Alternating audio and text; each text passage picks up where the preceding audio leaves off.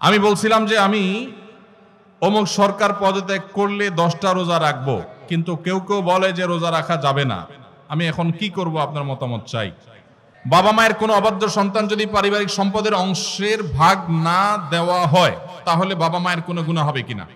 আমরা জানি সমস্ত কাজ নিয়তের উপর নির্ভরশীল, কিন্তু একজন মানুষ তার পীরের পায়ে সেজদা দিয়ে বলছে আমার মনে নিয়ত আছে আল্লাহকে সেজদা দিচ্ছি, এটা জায়েজ আছে কিনা? এরপরে প্রশ্ন হলো, আল্লাহ যে আছে এর দলিল কি? কোরআন হাদিস থেকে দলিল মানবো না, কারণ এগুলো তারই কথা।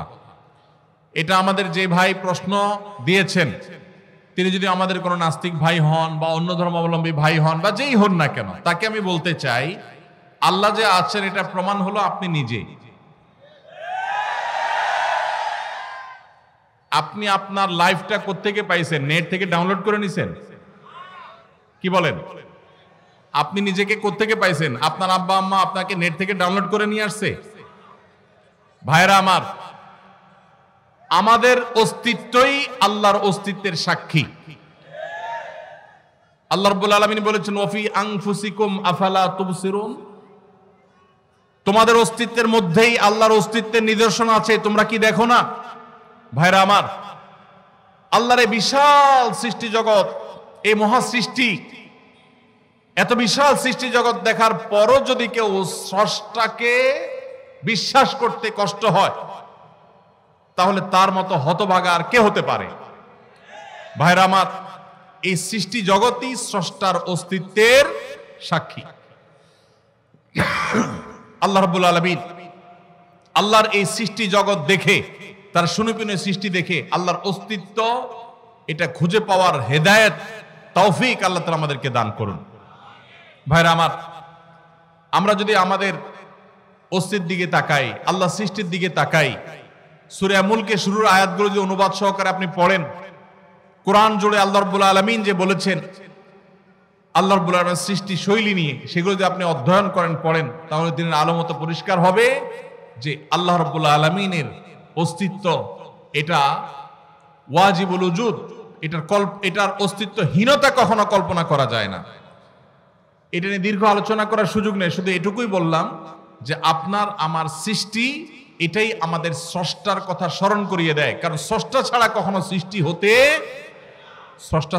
সৃষ্টি হতে পারে? ছোট বড় এমন কিছু পৃথিবীতে নাই যেটা কেউ তৈরি করা ছাড়া আসছে। মাইকটা কেউ তৈরি করেছেন, এই পানির বোতলটা কেউ তৈরি করেছেন, এই কাগজটা কেউ তৈরি করেছেন। প্রত্যেকটা জিনিসের যেরকম কেউ না কেউ তৈরি করেছে, ক্রিয়েটর আছেন, সেখানে এই মহা সৃষ্টির এত কিছুর আমি আপনি সহ আমাদের এবং এই আল্লাহর এই সৃষ্টি জগতের যে বিশাল আয়োজন, এগুলোর কোনো ক্রিয়েটর নাই। এর চেয়ে হাস্যকর কথা আর কি? আল্লাহ তাআলা আমাদেরকে হেদায়েত নসিব করুন। হেদায়েত যদি আল্লাহ তাআলা কাউকে দান না করেন, তাহলে সেক্ষেত্রে সে অনেক নলেজ অর্জন করার পরও সঠিক পথে হয়তো আসবে না। এই জন্য আল্লাহর কাছে হেদায়েত চাইতে আমাদেরকে শিক্ষা দেওয়া হয়েছে। ইহদিনাস সিরাতাল মুস্তাকিম, আমরা সে দোয়া আল্লাহ তাআলার কাছে করবো ইনশাআল্লাহ। আমরা জানি সমস্ত কাজ নিয়তের উপর নির্ভরশীল, কিন্তু একজন মানুষ তার পীরের পায়ে সেজদা দিয়ে বলছে আমার মনে নিয়ত আছে আল্লাহকে সেজদা দিচ্ছি, এটা জায়েজ আছে কিনা? ভাইরা আমার, আমাদের এই কপাল শুধুমাত্র আমরা নিবেদন করব আল্লাহকে। কাকে? আল্লাহকে। আল্লাহ ছাড়া মানুষের এই কপাল আর কারোর সামনে সেজদায় অবনত হবে। আল্লাহ সুবহানাহু ওয়া তাআলা কোরআনে কারীমে সূরা ফাতিহাতে আমাদেরকে শিক্ষা দিয়েছেন, ইয়্যাকা না'বুদু, আল্লাহ আপনারই ইবাদত করি। আমরা ইবাদত করি শুধু কার? ইয়্যাকার মানে হলো শুধুই আপনার ইবাদত করি, আর কারণ না। অতএব ইবাদত শুধু আল্লাহর হতে হবে। কেউ যদি পীরকে সেজদা করে নিয়ত করে যে নিয়ত আল্লাহর, দিচ্ছি পীরের দিকে ফিরায়া, তাহলে সেও মুশরিকদের মধ্যে গণ্য হবে। এই নিয়তের কারণে সে শিরক থেকে বের হবে না, কারণ সে মূলত তার পীরকেই সেজদা নিবেদন করছে। এখানে তার নিয়ত ধর্তব্য হবে না, সে মূলত শিরকে আকবরে লিপ্ত হয়েছে। আল্লাহ ছাড়া আর কাউকে সিজদা করা যদি জায়েজ হতো, তাহলে মুহাম্মদ সাল্লাল্লাহু আলাইহি সাল্লামকে সাহাবা ইকরাম সবার আগে সিজদা করতেন। মুহাম্মদ সাল্লাল্লাহু আলাইহি সাল্লামকে সাহাবা ইকরাম কি কখনো সিজদা করেছেন? কখনো করেন নাই। আপনি বলবেন আদম আলাইহিস সালামকে ফেরেশতারা সিজদা করেছে, যে আদম আলাইহিস সালাতু ওয়াস সালামের সময়কার যে শরিয়া ছিল, সেই শরিয়াতে শুধুমাত্র এই তাহিয়ার সিজদা এটা তার জন্য খাস ছিল। এটা একটা। পরবর্তীতে আমাদের নবী সাল্লাল্লাহু আলাইহি সাল্লামের শরীয়তে এটা জায়েজ নাই। জায়েজ হলে মুহাম্মদ সাল্লাল্লাহু আলাইহি সাল্লামকে সাহাবীরা সিজদা করতেন। আরো আদম আলাইহিস সালামের সেই সিজদা নিয়ে আরো নানাবিধ ব্যাখ্যা আছে, মুফাসসিরদের নানা বিষয়োক্তি আছে, বক্তব্য আছে। মুহাম্মদ সাল্লাল্লাহু আলাইহি সাল্লামকে যদি সাহাবায়ে কেরাম সিজদা করার কোনো জাল হাদিসে না পাওয়া যায়, তাহলে আপনার পীর কে সিজদা পাওয়ার জন্য? সাহাবায়ে কেরাম মুহাম্মদ সাল্লাল্লাহু আলাইহি সাল্লামকে সিজদা করে আল্লাহকে নিয়ত করতে পারতেন, সেটা তো তারা করেন না। তাহলে আপনাকে এটা কে শিখিয়েছে? শয়তান শিখিয়েছে। কে শিখিয়েছে? আল্লাহ তাআলা আমাদের ভাইদেরকে হেদায়েত নসিব করুন। যারা শিরকে লিপ্ত আছে আল্লাহ তাআলা তাদেরকে তাওহীদে আসার তৌফিক নসিব করুন। বাবা মায়ের কোনো অবাধ্য সন্তান যদি পারিবারিক সম্পদের অংশের ভাগ না দেওয়া হয়, তাহলে বাবা মায়ের কোনো গুনাহ হবে কিনা? বাবা মার মৃত্যুর পর তাদের সম্পদের অংশ ভাইরা বোনেরা নিজেরা ঠিকঠাক করে বন্টন না করে, কাউকে যদি ঠকায়, বাবা মার যদি কোনো ত্রুটি না থাকে, তারা যদি কোনো ভুল ওসিয়ত করে না যায়, সন্তানদেরকে কুশিক্ষা দিয়ে না যায়, তাহলে তাদের কোনো দায় নাই।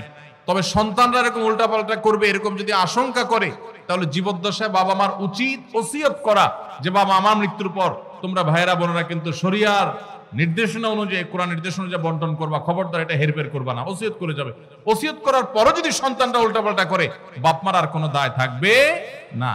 আমরা যারা এখানে আসছি, অনেকে ওয়াজ শুনেন, মাহফিলে আসেন, অনেকে মাশাআল্লাহ ভালো ভালো কাজ করেন, নামাজ কালামও পড়েন, কিন্তু বাবার সম্পদে, মায়ের সম্পদে, ভাইয়ের এবং বোনের যে হক আছে সেটা পাই পাই করে হিসাব করে বুঝিয়ে দেন না। সবাই বুঝে দিবেন তো ইনশাআল্লাহ? আমি বলছিলাম যে আমি অমুক সরকার পদত্যাগ করলে 10টা রোজা রাখবো, কিন্তু কেউ কেউ বলে যে রোজা রাখা যাবে না। আমি এখন কি করব? আপনার মতামত চাই। আপনি যদি এটা মান্যত করে থাকেন যে অমুকের চলে গেলে, অমুকের পতন হলে, অমুকটা নেমে গেলে আমি রোজা রাখবো, তাহলে সেক্ষেত্রে তার পতন হলে, সে চলে গেলে আপনার রোজা ঠিকই রাখা লাগবে।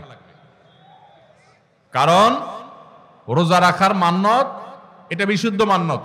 যেহেতু আপনি যেটা চেয়েছেন সেটা হয়েছে, সেটা যেহেতু হয়েছে, অতএব যেটা শর্ত দিয়েছেন এটা পূরণ করতে হবে। তবে নবী করিম সাল্লাল্লাহু আলাইহি সাল্লামের হাদিস থেকে আমরা জানি মানত করার জন্য নবী সাল্লাল্লাহু আলাইহি ওয়াসাল্লাম আমাদেরকে নিরুৎসাহিত করতেন। মানত না করে যে কোনো কাজ, আপনি কোনো কাজ, ভালো কাজ করবেন, আপনি সেই কাজের জন্য দান করবেন, সাদাকা করবেন, নেকামল করবেন, করে আল্লাহর কাছে দোয়া করেন। আল্লাহকে শর্ত দিবেন না, আল্লাহ তুমি আমার এটা দাও তাহলে আমি এটা দেব। এটা হলো ইন্নামা ইউস্তাখরাজু মিনাল বাখিল। নবী সাল্লাল্লাহু আলাইহি ওয়াসাল্লাম বলেছেন এটা হলো কৃপণের সম্পদ বের করা একটা পলিসি, যে আল্লাহ আমার ছেলেটা পাস করলে আমি 10 টাকা দান করব। কেন আগে 10 টাকা দান করে তারপর দোয়া করা যায় না? এটাই হলো সুন্নাহ।